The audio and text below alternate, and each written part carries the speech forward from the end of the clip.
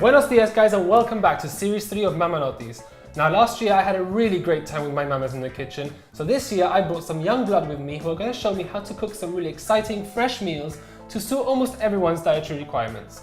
So I've got my first guest, which is Ashley, and some of you may know her, some of you may not, but she has her own food blog as well. It's called Fit as Fudge, and she makes healthy food options, yeah, is that healthy, right? and also like there's gluten-free options, dairy-free options, so something for everyone. That sounds really, really tasty. So today we're going to do some healthier versions of recipes. So we're going to start with hummus, which is a sort of very popular sort of healthy dish. So we're going to do that with roast peppers, some caramelized onions. And then I'm going to show you how to make some Piri Piri chicken. So fresh Piri Piri sauce, which everyone's used to because we've gone to popular restaurants that have that. And you're going to show me how to make the dessert. Yep, so we're going to be making salted caramel brownies, which are gluten-free and dairy-free. So I think we should get a start with the hummus. Yep. And then we'll go from there and we'll see what comes up at the end and taste everything. Cool. So, okay, let's go.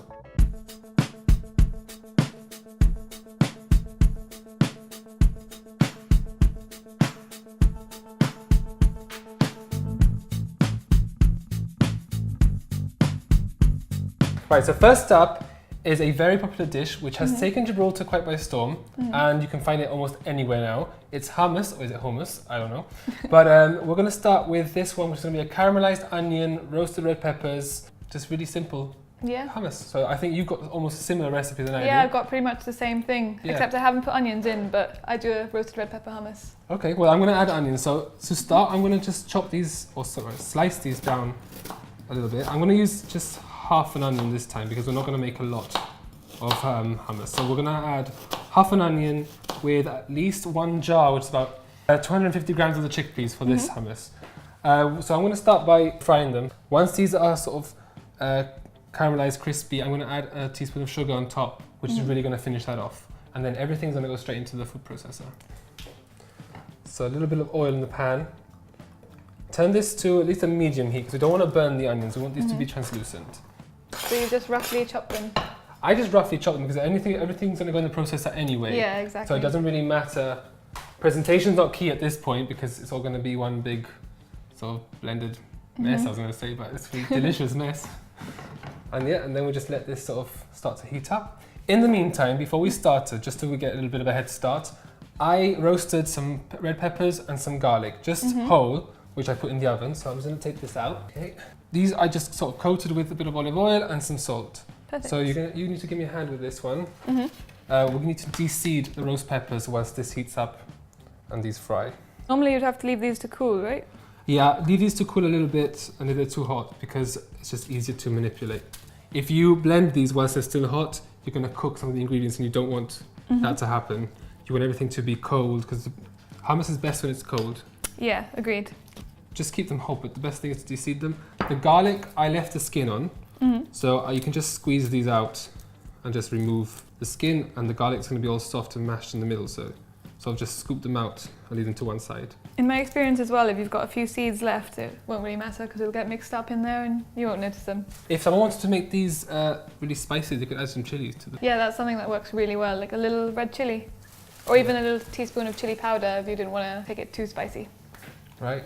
Well, that sounds actually quite delicious. I add some paprika because I like to give them a little bit of a Mediterranean feel, extra Mediterranean feel to it, which is the paprika, which is a lot of in Spanish dishes, a lot of sort of this side of the world. And it'll help it get that nice red colour as well. Yeah. So these are starting to cook and you can hear it now sizzling. I'm just going to grab a bit of sugar and sprinkle this on top. Now, I like hummus as a starter or as a snack. But how would you best enjoy your hummus? I also like it as a starter, but then I also sometimes like to use it in my mains, so in my dishes. You can coat it on chicken or have it with veggies, almost like a type of sauce or I've never used it in a sauce. Never thought of doing that actually. But that sounds pretty nice. So, if someone wants to make this even more caramelized, they could add brown sugar. I think brown sugar always gives it that different texture, deeper color as well. So I'm going to leave these there for a bit. In the meantime, we can start blending the other ingredients. Okay, so we'll start with the chickpeas. Yeah, we'll put that in. The main ingredient. All in. And we've actually rinsed these, haven't we? Yeah, because even though they come already in the water in the jars, it's always best to rinse it out afterwards, otherwise it gets really jelly. And then we'll just pour these straight in there. And the garlic. I like to squeeze at least the juice of half a lemon in there. I saw that you brought your tahini with you. Yeah, I always add tahini to my hummus. What is tahini? Because I've used it once before, but I never really... It's basically a sesame seed paste, and it's something that it's in like the traditional hummus recipe. It's quite creamy. It looks it's similar to peanut butter, but made with sesame seeds instead. Doesn't taste like peanut butter, but it works really well in things like this. But it seems like nowadays everyone's really got onto it. Like, I think people now quite are healthy, really enjoying hummus. Vegetarian, vegan. Everyone's got Yeah, that definitely. sort of thought process when it comes to food. And it's just really tasty. So I'm going to add 2 heaped tablespoons into here.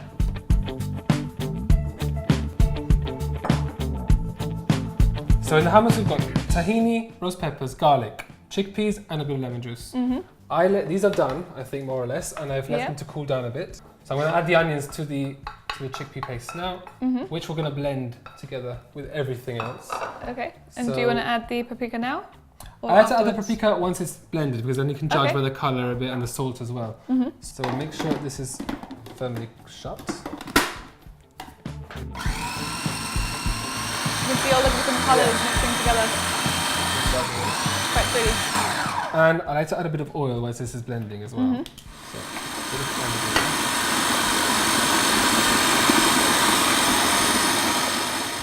Yeah, it's good. Go in. Okay, so we'll add a pinch of salt to this. So you can use rock salt, table salt, but I like to use rock salt because I find it's got more flavour. And about a dash of paprika, which is about a teaspoon more or less. Yeah. That's it, really. That's just we have to finish blending this. Now, olive oil, I was adding it whilst it was blending. I add at least 25 milliliters or so. So I like to see that this is going really runny and whilst it's mixing, but I like to keep it still sort of bit thickness so you can dip. Yeah. I always go by feel. So actually, I'm going to finish blending this off. Do you want to prepare the tortillas which we're going to use to dip afterwards? Yeah, sure. So we're going to toast some multigrain tortilla wraps just so they go nice and crispy and we can dip it in the hummus just for a nice little starter.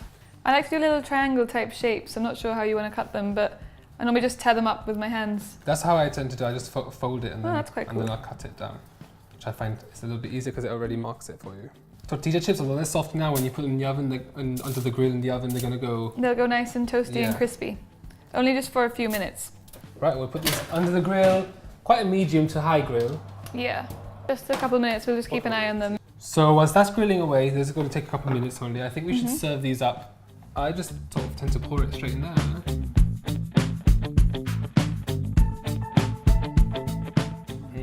I couldn't wait, sorry. And I tend to finish it off with just a bit of a drizzle on top. Sometimes I also put a little pinch of paprika on the top. Yeah, paprika, a bit of salt, a bit of pepper. And these should be ready now. Yep, those look crispy. Actually, these look ready. I think they're all crisp and done. I think now we should just go straight in there. Hold our hummus. Yep, for that.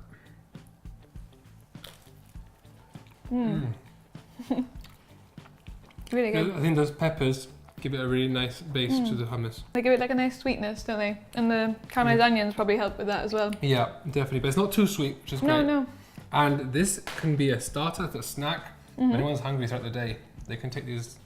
And like these little tortilla chips, like anyone can make them. Just literally some wraps that we put in the oven for a few minutes. So next is the Piri Piri chicken, which we're going to make from scratch, and this is going to just have simple herbs and simple ingredients, some vegetables which we're going to char. So I think we should just get started with that one. Great, sounds great. Okay.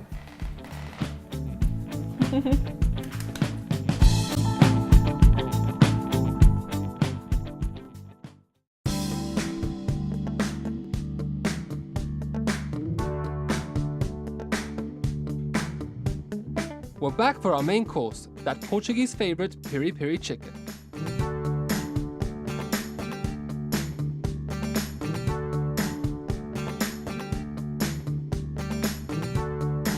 Actually, that hummus has really got my appetite going. I think it's time for the Piri Piri. So we're going to start this off really simply. We're going to heat up the pan first. So a splash of olive oil in your pan. Now, if you have a griddled pan, it's best to have that as well. But I didn't have one on hand, so I'm just using this one. I'm gonna put it medium heat. So while this is heating up, we need to prepare the marinade. So I've got some chicken thighs. Now, it's only gonna be 2 of us, so we can use at least 3 or 4, maybe 5 pieces. But this will feed a lot of people. So we need to marinate, so we need to grate a garlic in there. Now by grating the garlic, that's just gonna soften it all up so it's easier to coat everything. Splash of olive oil. So just enough to coat it? Just enough to coat everything, because there's already oil in the pan anyway. Yeah. Then we also need a bit of pimentón dulce, which is always a smoked paprika, no? So cover that. Some sprigs of thyme, which it doesn't matter if you keep the sticks in there because everything's gonna be cooked and you can just take them out afterwards. But if you want to take them out, you can. And a bit of salt. So we're just gonna rub everything and coat this all over. So the chicken's gonna go red from the paprika, all the flavors are gonna go through, the garlic's gonna be coating in there as well. It's already got some good colour. Yeah, definitely. So once you've got everything coated, you can leave this for a few hours so the flavour completely goes through, but you can use it straight away. If you cook it in the frying pan, skin side down, we're gonna end up with a really crispy skin for the end of this. So. And cooking it with the skin on gives it a lot more flavour, doesn't it? As well, it's going to release a lot of fat, so the juice is going to cook in there. You don't really need to have a lot of oil in the pan anyway, because this will release the oil that you just put there. So the chicken is now cooking. It's going to be on a medium to low heat, so 5 or 4, because we're going to prepare the other vegetables, which is going to be the base of the sauce, really. So that's going to be chilies. So if you can grab me 3 of those chilies. So just take off the ends. Leave some of the seeds if you want them. If you don't want them that spicy, just open them up and de-seed them. Because really the spice of the chili is in the seeds. So I suppose if you want it to be a bit less spicy, you could use 2 or... Less spicy, you can use 2, you can use even 1. It depends on how much you like your spicy food. This is going to go straight into a pan and leave them here coated in olive oil. Now we're going to leave that to char. That's why I said if you have a grilled pan, it's better to char your I suppose you could also put them under the grill in the oven. You can also put them in the grill, but I like it on here on top. We're going to do the same with the pepper. So we're going to slice the pepper open and cut the ends. An onion, cut them in half. Now piri piri is something which I've tried to make many times before. I think I finally found a nice balance to the recipes. And this piri piri has become quite popular, especially like in Nando's. And it's good because they've got piri piri different styles. You've got it more lemon, you've got it wild herbs. So there's no right or wrong. You've got the different spice levels as well. Exactly, there's no right or wrong to the piri piri sauce, I think. As long as you've got the base of the ingredients, which are the peppers, the chilies, tomatoes, which is sort of got the base to a lot of the Mediterranean recipes that we do, then I think you can't go wrong with that one. So we'll leave these to char. This is cooking slowly. And then what we're going to do is blend all this in the food processor so it's really smooth. To at least to this almost liquidized. And we'll just continue with the recipe. Great. So these are looking pretty charred. Yep, and they smell delicious. Lovely and smoky, right? So I think it's time to blend these. So what I'm going to do is I'm just going to put them in the blender so I don't burn my hands. So you don't have to let it cool before you blend them? No, you can blend it hot straight away and then cover these. There we go. Okay. Before we finish this off, we need to add some olive oil to this. To loosen it a bit? To loosen it there, yeah. So we need to add at least 4 tablespoons of olive oil, at least 2 tablespoons of vinegar. So you can add red wine vinegar or white wine vinegar.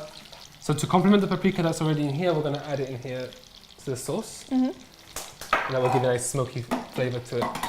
Okay.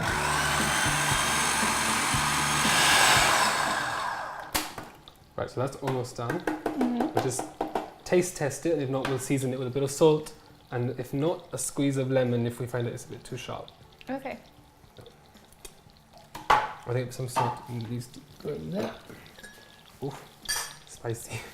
So let's give it one final little blitz.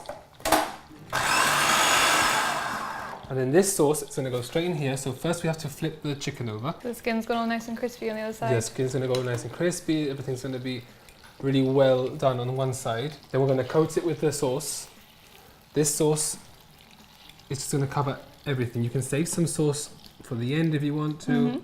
And then we're just going to leave that to stew in there to cook. looks good. It smells really nice as well. So we'll just wait for that to cook. We'll leave this to stew for another 15 minutes and then we'll check on it and make sure everything's fine. This should reduce and we'll get a sort of drier coat on top. Cool. So actually this is stewing away.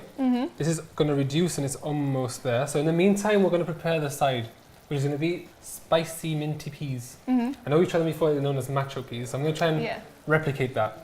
So if you can dice up some chili like really finely. Do you want the seeds or you don't want the seeds? No, preferably no seeds, otherwise we're going to burn our tongue.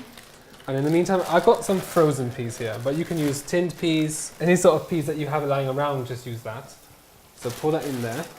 Okay, so I've chopped the chili. Yep, so we're going to add that in with the peas. I'm also going to pour a drizzle of oil, olive oil. I like to use olive oil in a lot of things because it's just really flavours them, isn't it? And just about a handful of mint. You can smell that already. It's going to be really fragrant. It's going to be really tasty and powerful because the chili is going to give this a spice and the smell, and then the mint is just going to cool it down maybe? Yeah, cool it down a bit and give you a bit of a fresher taste in your mouth as well when you have it. So we'll leave this here just to stew for a few minutes. These will go black, so don't worry about that anyway. If you really want to, if you're not a fan of the mint leaves and you really want to just chop them up really finely, go ahead and do that. Do we need to add any kind of seasonings or spices in there? You can add some seasoning if you want. I'm going to season it with a bit of salt, but you can also add any sort of herbs, any spices that you have. If you want to add in some paprika, because we've already used it in here, or anything else, that side is up to your gusto. That's it. So we need that there to stew so that the peas will toast a bit. So this is done. Before this burns, I'm just going to take this out and serve this in a bowl. And the chicken we flipped over, just to make sure that the underside is cooked a bit further. We'll just serve it on the plate with some salad. Now this can also go well with rice. Yeah, and it's really juicy and it should not be dry at all inside. So it should be really, really flavourful, really tender. We can finish it off with a bit of the sauce. That looks really good. So we can now try this. Go for it. What do you think? The chicken's really moist. Really moist, really tender. The sauce isn't too spicy. But it's got a lot of flavour. There should be a lot of flavour. The cider comes through just enough to give that a little bit of a zing to it. Yeah. I think that's perfect. I'm going to try the peas as well. Oh yeah, go for the peas. I forgot about those. Yeah, you can taste the mint, but it's like very slight. Very subtle, but it's enough to complement this and balance it out a bit. Yeah. So it's not too hot. Well, I'm done with all the savoury food, so I think it's time for you to take over and show me how to do some amazing brownies, because I think it's time for dessert. Next up is a little treat for those of you looking for something a little less guilty.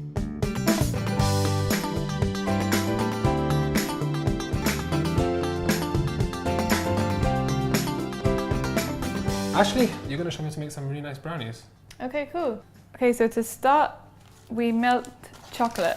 Yeah. So I always use 70% dark chocolate. You can use any. And doesn't matter as long as it's pure dark chocolate. Yeah, 70% or more. Yeah. And we melt it normally in a bain-marie. I've got the bowl ready. And I filled this up with water already. So we're ready to melt the chocolate. Yep. So I suppose this goes on top now. Yep, and we've just got to put the water on to a simmer. To a simmer. So I've turned this up to the idea is at to least melt it nice and slowly so it doesn't burn. Is this a recipe that you came up with yourself, or was it trial and error?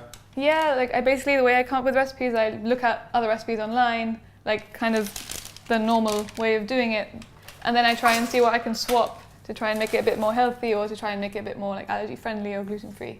So we've got 150 grams of chocolate in the bowl, which is going to melt. I'm going to add some coconut oil. Yep. So how much coconut oil more or less do we say? It's 80 grams. 80 grams straight into the chocolate to melt together with it. Yeah. So normally you would use butter, but to make this dairy free, I'm using coconut oil.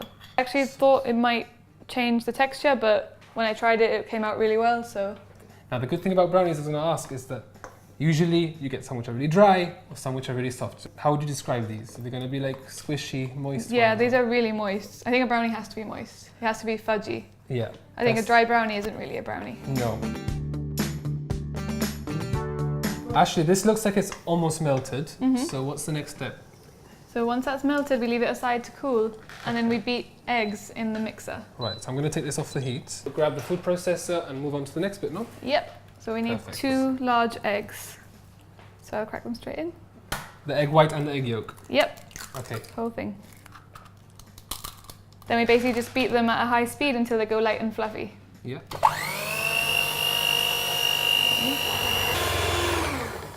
Okay. So now I'll put it on a really low speed. Yeah. And we'll just slowly pour in the chocolate.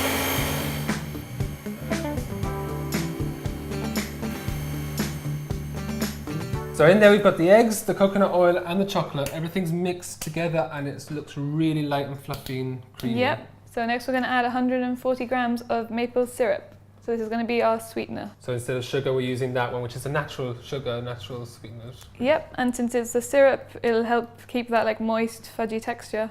Brilliant. So it's going to be a really moist, decadent sort of brownie. Mm-hmm. So is there anything else we have to add before we mix this again? We can mix it again now. Okay. So those are all the wet ingredients. And speed-wise, we'll keep it on a low, medium kind of... Yeah, just mixing enough so speed? that it mixes well together. It doesn't have to be too fast. Okay. So now that's mixed together, we can start on the dry ingredients. Okay, so that's all the wet stuff. So now it's time to start with the dry ones. Yep, that's right. And we're not going to use flour for this one, no? No, we're going to start with ground almonds, which is something I often like to use to replace flour. Because again, it keeps everything really moist and fudgy because it's not as dry as flour. And there's no gluten in the... There's no gluten, so it's a gluten-free option. Perfect. And because the natural fat from the almonds keeps everything a lot more moist. So we're going to put that straight in. And then we're going to add cocoa powder. So we've got 60 grams of unsweetened cocoa powder. You can use any. Just make sure it's not like drinking chocolate powder. Which can be easily confused. Yeah, they're very similar, but then that would have sweeteners and other things that often have milk. Finally, we're just going to add a pinch of salt and mix it all up.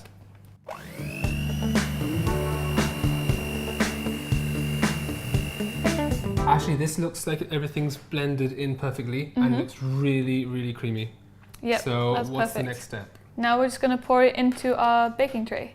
I just put some paper down the bottom to stop it from sticking and make it easier to take out later. Now, if anyone finds that their container is too big, they can always double the ingredients and get the same sort of brownie with double the ingredients. We're going to prepare the salted caramel. Yeah, what's that then? So we're using coconut cream instead of using cream because obviously it's dairy-free. And we're going to be sweetening that with maple syrup. If anyone finds that their cream is too runny and liquid, you can always put it in the fridge for a bit, no? Oh yeah, definitely leave it in the fridge first so it's nice and thick. And then something else that I add is this, it's black treacle, or you can also use black molasses. So it gives it that caramel taste, caramel colour, and also it gives it like that rich sort of caramelly taste. That will make it go like really sticky and goopy, you know, as well? Yeah, so now that looks a lot more like caramel. Right. See, I'd never thought of making caramel like that. I always just thought melting sugar. Okay, so what we're going to do is we're going to pour some of our caramel Right. on the top. So not pour, but more drizzle. So basically just like a pattern, just slide Yeah, it you across can be the top. like an artist and... No, see, I've seen your photos and they always look really artistic when you do everything. See, I thought this was just going to be at the end, so decoration. As decoration, I didn't think it was going to be as part Well, I of like to the put some cooking. in so that while it cooks, that will like seep in and give it that caramel flavour in the brownie as well. Okay. And then we leave the rest in the fridge, so it'll thicken up, get a bit firmer, to top later. Well, I'll put this in the oven, which we preheated at 170. Yeah, But how long does it go in there for? so it goes in for about 20 to 22 minutes. So you don't want to overcook it, because obviously you don't want a dry, overcooked brownie. No. So it should still be a little bit fudgy in the middle. Right, actually, this came out the oven a while ago. We let it cool down. I kind of want to jump in there because I can really smell it. It smells amazing. So what's next? So we've taken that caramel that we made earlier out of the fridge. You can see it's a bit thicker now. It looks a bit more like caramel. One thing that we forgot to do earlier that we'll just do now is add some salt. You can't have salted caramel without salt, obviously. That's a good point. Yeah. So just put a good pinch in there. We'll just drizzle the sauce over the top. So can you do this while it's really hot out the oven, or do you have to wait for it Oh to no, cool it's down? best to let it cool. Always let your brownies cool down before you cut them or take them out or anything.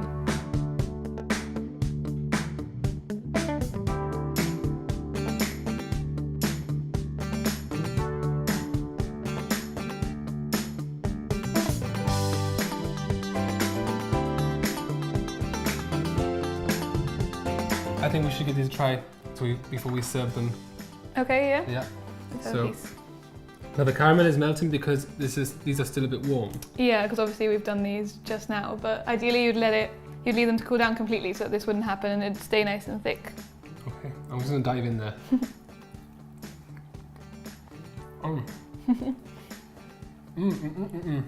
They're really, really fudgy. These are really fudgy, really decadent, and very, very rich. And